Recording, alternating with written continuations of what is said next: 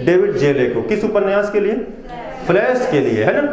उसी में लिखेंगे 2024 में ये पुरस्कार, 2024 में बड़े बाबू इधर आ जा रहे हैं, है ना। 2024 में ये पुरस्कार, 2024 में लिखें कि लिख लेंगे, 2024 में ये पुरस्कार उपन्यास ऑर्बिटल के लिए, ऑर्बिटल उपन्यास का नाम लिखेंगे बेटा, 2000 यहीं पर लिख देना है कि 2024 में ये वाला पुरस्कार उपन्यास था बेटा ऑर्बिटल के लिए, ऑर्बिटल के लिए समंथा हार्वे को दिया गया था, है ना। समंथा हार्वे को दिया गया था।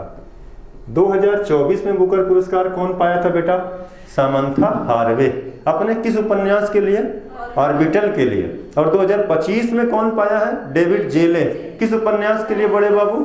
फ्लैश के लिए, फ्लैश के लिए। ठीक है, पैराग्राफ चेंज करके लिखेंगे बेटा, इस वर्ष, यानी एक सवाल और बड़ा जबरदस्त है, इस वर्ष, इसी में लिखेंगे इस वर्ष बेटा अंतरराष्ट्रीय बुकर पुरस्कार, अंतरराष्ट्रीय बुकर पुरस्कार, आप सुनकर लिख लेंगे आप, इस वर्ष अंतरराष्ट्रीय बुकर पुरस्कार,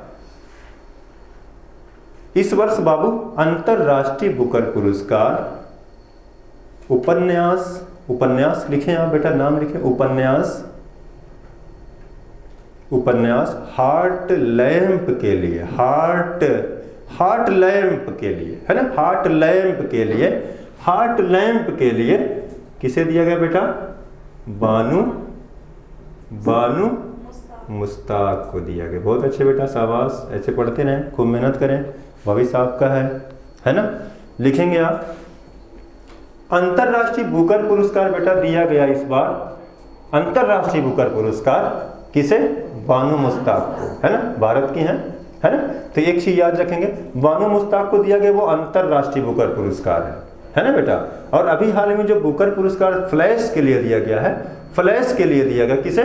डेविड जेले को। और पिछले बार जो दिया गया था ये बुकर पुरस्कार समंथा हार्वे।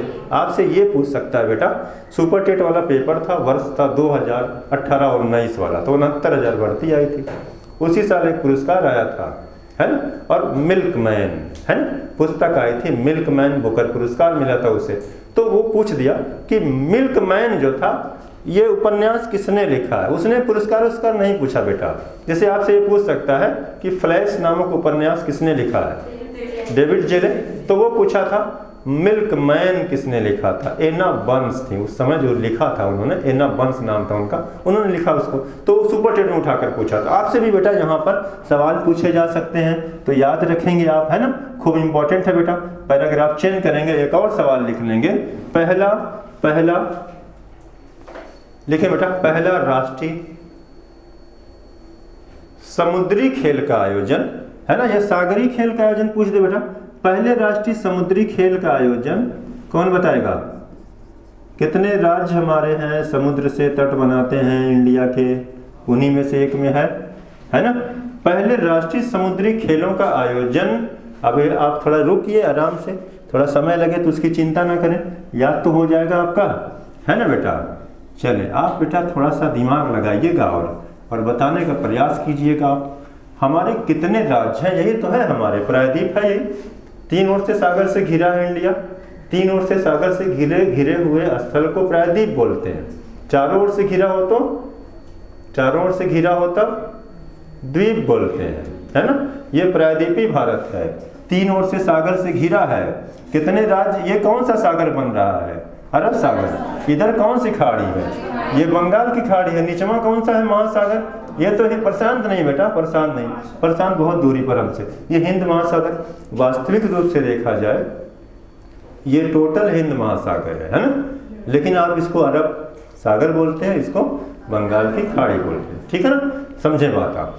तो हमारे यहाँ मुख्य भूमि के 9 राज्य हैं, यहाँ से यहाँ तक, गुजरात से बंगाल तक में, है ना, जो सागर से लगे हैं। तो उन्हीं 9 राज्यों में किसी एक राज्य में हुआ वो वाला खेल, है ना, राष्ट्रीय समुद्री खेल। पहला राष्ट्रीय समुद्री खेल का आयोजन कहाँ हुआ है?